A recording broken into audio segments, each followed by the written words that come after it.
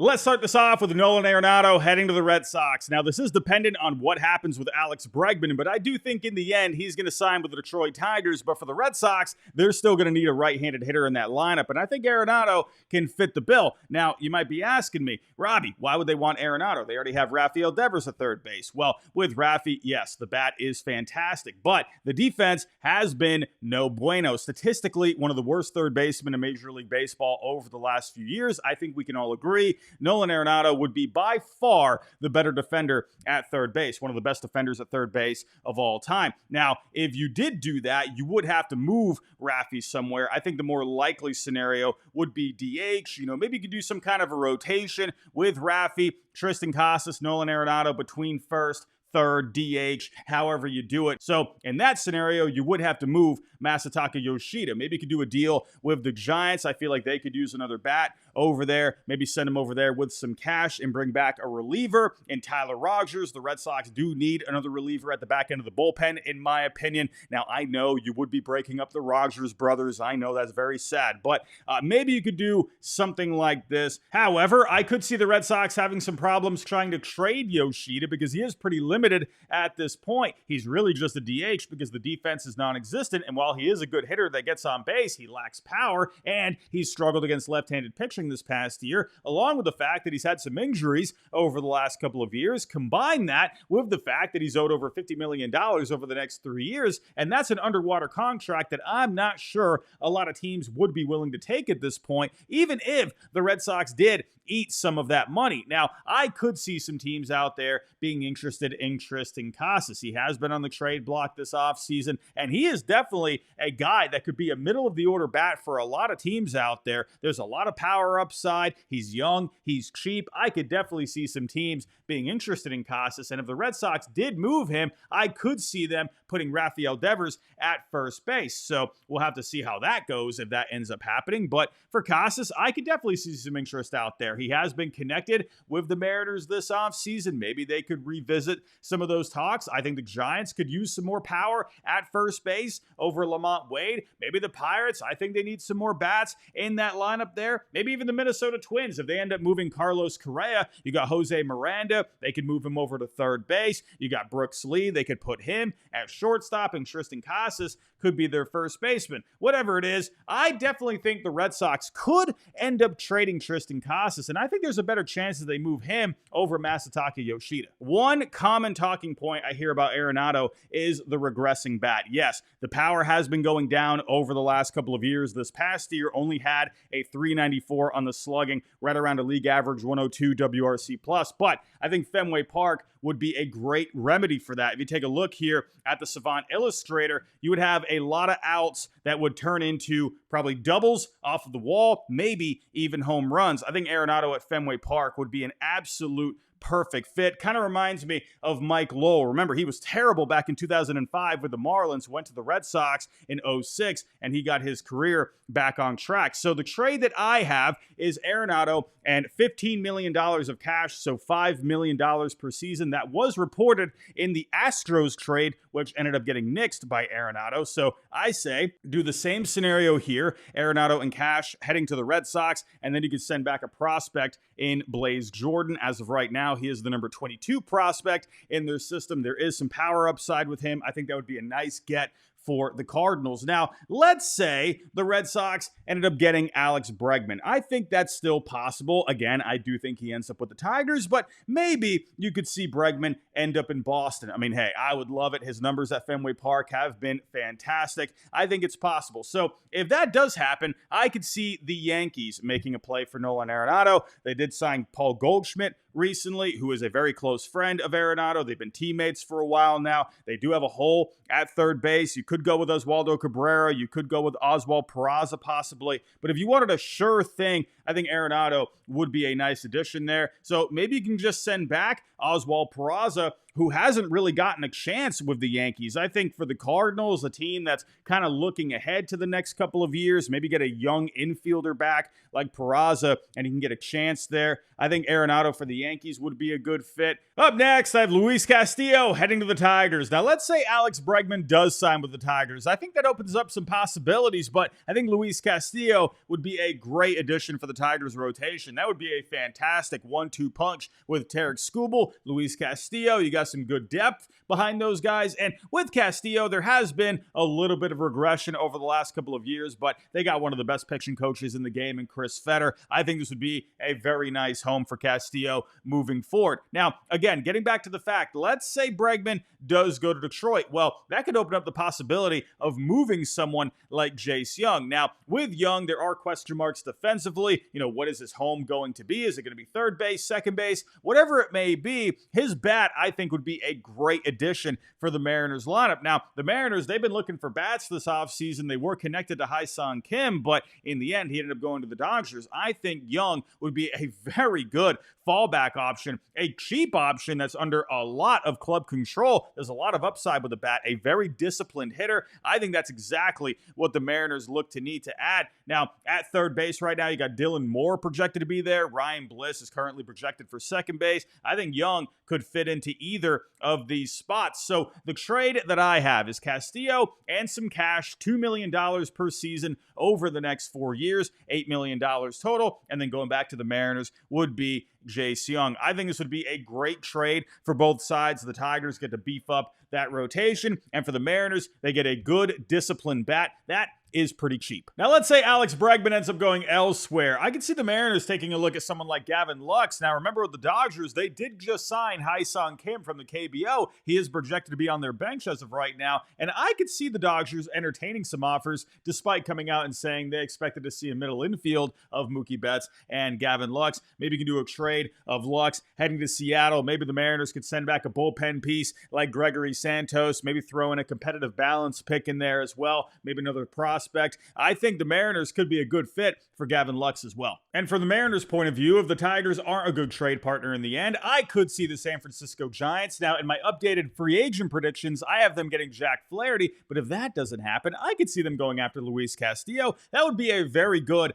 1-2-3 in my opinion, with Logan Webb, Luis Castillo, and Robbie Ray. You got some depth behind those guys as well. I could definitely see that. Maybe the Chicago Cubs. I think that would be a great fit here. Imanaga, Luis Castillo, Justin Steele as your 1-2-3, and then you got Tyone, Boyd, and then you got Assad in long relief. I think that'd be very solid as well. Up next, I have Jordan Montgomery going to the Braves. Now, last offseason, Montgomery signed with the Diamondbacks very late into spring training, and boy, oh boy, did that turn into a bust of a signing this past season. 21 starts, 25 games overall. He was moved to the bullpen at one point. That's how bad he was. These numbers were atrocious. ERA at a 6.23, FIP at a 4.48. This guy just helped the Rangers win a World Series a couple of years ago. He was a big part of that team, and my goodness, he just completely fell off this past year. Now, I do think if he gets to spring training early this year, has a full spring, gets back into that usual routine, I think we'll see a better Jordan Montgomery in 2025. Now, will that be with the Diamondbacks? I don't know about that, because they just signed Corbin Burns to a 6-year, $210 million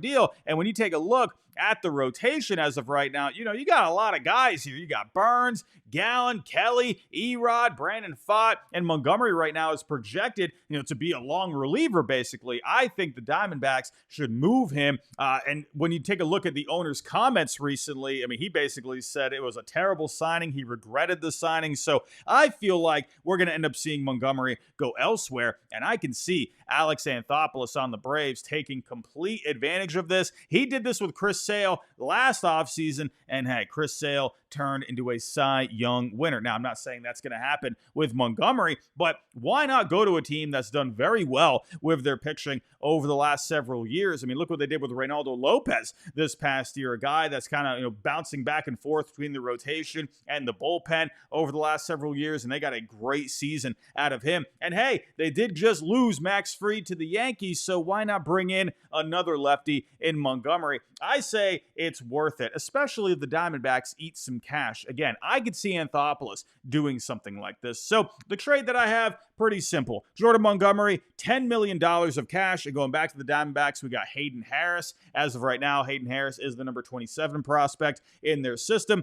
Really just a fastball slider reliever at this point. Not a whole lot of velocity with him, but a guy that has good deception. He's hard to pick up. I think in the end, this could be a decent pickup for the Diamondbacks here. Maybe you can get someone like Dylan Dodd, who hasn't fully figured it out yet, but but there is some upside with him, throws a lot of strikes, whatever it may be. I just think the Diamondbacks, there's really no point hanging on to Montgomery here, and I think for the Braves, that could be a great get for them, and I think there's some upside there. Howdy, everyone. Just want to take a quick break and shout out today's sponsor, and that's Factor. Factor makes meeting your nutrition goals easier than ever by delivering fresh, never frozen, dietitian-approved meals right to your doorstep. Factor meals eliminate the hassle of prepping, cooking, cleaning up, and sets you up for success. Instead, get chef-crafted, dietitian-approved meals delivered right to your door. With over 35 meals to choose from per week, including options like keto, calorie smart, vegan, vegetarian, and more. Simply heat them up and savor the good stuff. For me personally, Factor's been a game changer in my life because I'm operating 2 channels, finding time to get to the gym, along with spending time with friends and family. While I do love to make my own meals, Factor is a great option for me when my days are chaotic, and it also helps that their meals are absolutely freaking delicious. Head to Factor75.com or click the link below and use code 50HIDE to get 50% off plus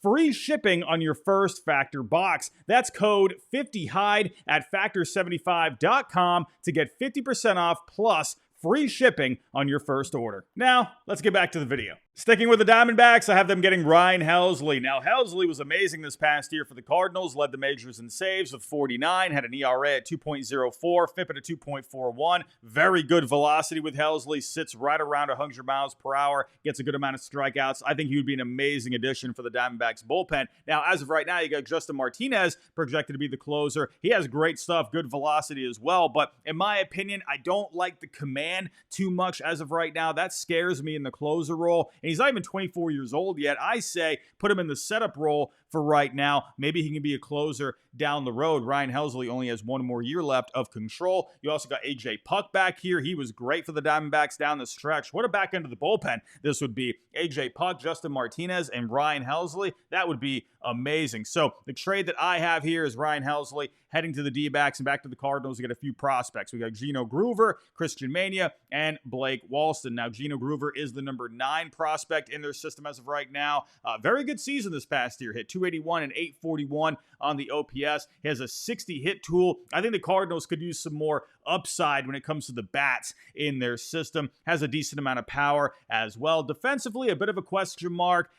It's not sure where he's going to end up playing long term. As of right now, he is at third. He could play second, maybe a corner outfield spot as well. But I like the bat. I think that would be a good addition for the Cardinals system. We also got Christian Mania, had a cup of coffee with the Diamondbacks this year, has a very good curveball and a good slider as well. And then we got one more guy here. We have Blake Walston. I feel like he's been a name we've been hearing about for a long time now, but this is a big guy, 6'5", has a big mix when it comes to all of his pitches. Not a lot of velocity, but a guy, that has some decent stuff. I just feel like he hasn't been able to fully figure it out with the Diamondbacks at this point. Maybe a change of scenery could get him going here. But in the end, whatever the package may end up being, I think Helsley would be amazing for the Diamondbacks. However, I could see the Diamondbacks also turning to free agency. They have been connected to Kirby Yates this offseason. So if they end up going that route, I could definitely see some other teams jumping in the mix. Maybe the Blue Jays. They really need something at the back end of this bullpen. Their bullpen was a disaster this past year. Maybe the Texas Rangers. They have brought in a few guys this offseason, but I feel like they need someone at the back end, someone that you can hand the ball to and you're going to feel comfortable. I expect the Rangers to get back to being competitive here in 2025. Maybe even the Angels. I know you got Ben Joyce back there, but with Ben Joyce, he's a young flamethrower. I think it could make some sense to bring in someone like Ryan Helsley, someone that you can count on. And last but not least, I have Carlos Correa heading to the Yankees. Let's end this with a blockbuster. Carlos Correa going to the Bronx. Now, the first question you might be asking is, Robbie, why would the Twins want to trade their star player in Carlos Correa? Well, there have been some rumors this offseason that the Twins could be looking to cut some payroll due to TV revenue issues that they've been having over the last couple of years. They've been listening, according to reports, on Correa, Pablo Lopez, and Chris Paddock. And I think the Yankees would be a great landing spot for Carlos Correa. Kind of reminds me of when they traded for Alex Rodriguez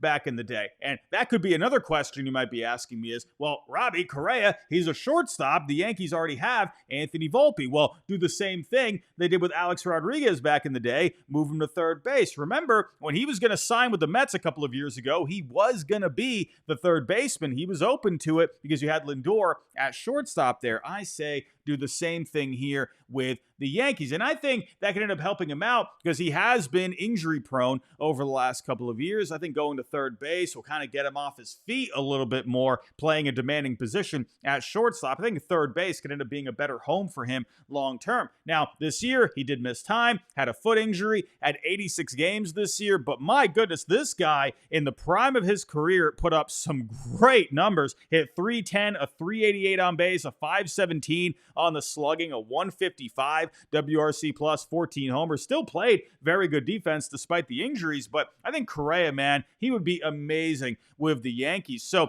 in this deal, I have Correa heading to the Yankees. No cash involved. The Yankees just take on the contract. And back to the Twins, you got Clark Schmidt, you got Oswaldo Cabrera, as well as Will Warren. Now, when it comes to Clark Schmidt, I think he would be a very good addition to this rotation, especially considering Pablo Lopez could end up getting moved as well. If he ends up getting moved, you could have Joe Ryan be your opening day guy, and then Clark Schmidt, Bailey Ober, that's a decent 1-2-3 there. Gives them some depth. Even if they keep Pablo Lopez, you could still work Clark Schmidt into this rotation. I think you'd be a solid addition for this pitching staff. Oswaldo Cabrera, a guy that has a ton of versatility. He can move around the infield. He can play some outfield as well. I think that could be valuable for the Twins moving forward. Gets them a decent bat in return. And then I got their number 5 prospect, Will Warren, a guy who has some pretty solid stuff. Did see some time at the major league level this year.